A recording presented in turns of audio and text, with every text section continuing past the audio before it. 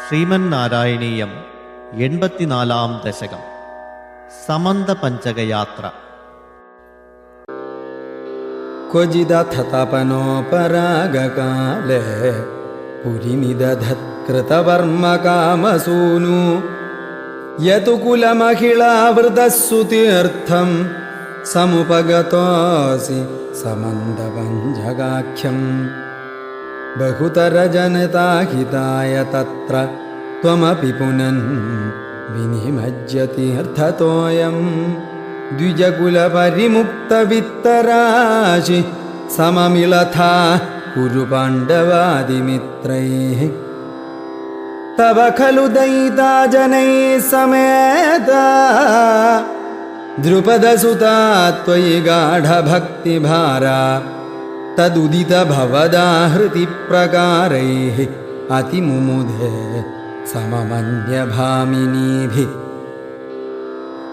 തദനു ച ഭഗവൻ നിരീക്ഷ്യ ഗോപാനതികുതുകാദുപഗമ്യമാനയിത്വാ ചിരതരവിരഹാതുരാംഗരേഖാ പശുപവധൂ സരസം ത്വമന്വയാസീഃ. സപദി ച ഭവദീക്ഷണോത്സവേന പ്രമുഷിതമാനഹൃദാം നിതംബിനീനാം അതിരസപരിമുക്തകഞ്ജുളീകേ പരിചയ ഹൃദ്യതരേ കുചേന്യലൈഷീഃ. റിപുജനകലകൈഃ പുനഃ പുനർമേ സമുപഗതൈര്യതീഃ വിളംബനാഭൂൽ.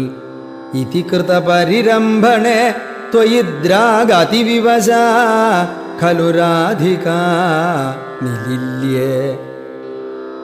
അപഗതവിരഹവ്യഥാസ്തദാ രഹസി വിധായ ദദാഥ തത്വബോധം. പരമസുഖചിദാത്മകോകമാത്മേത്യുദയതു വ സ്ഫുടമേവ ചേതസീതി. സുഖരസപരിമിശ്രിതോ വിയോഗ കിമപി പുരാ ഭവദുദ്ധവോപദേശൈഃ. സമഭവദമുത പരം തു താസാം പരമസുഖൈക്യമയീ ഭവദ്വിചിന്താ. മുനിവരനിവകൈസ്തവാഥ പിത്രാ ദുരിതശമായ ശുഭാനി പൃച്ഛ്യമാനൈഃ. ത്വയി സതി കിമിദം ശുഭാന്തരൈഃ ഇത്യുരുഹസിതൈരപി യാജിതസ്തദാസൗ. സുമഹതി യജനേ വിതായമാനേ പ്രമുദിതമിത്രജനേ സഹൈവ ഗോപാഃ. യതു ജനമഹിതാസ്ത്രിമാസമാത്രം ഭവദനുഷങ്കരസം പുരേവ ഭേജുഃ.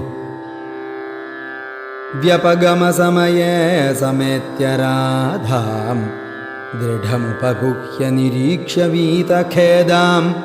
പ്രമുദിതഹൃദയ പുരം പ്രയാത പവനപുരേശ്വര പാഹി മാം ഗദേഭ്യഃ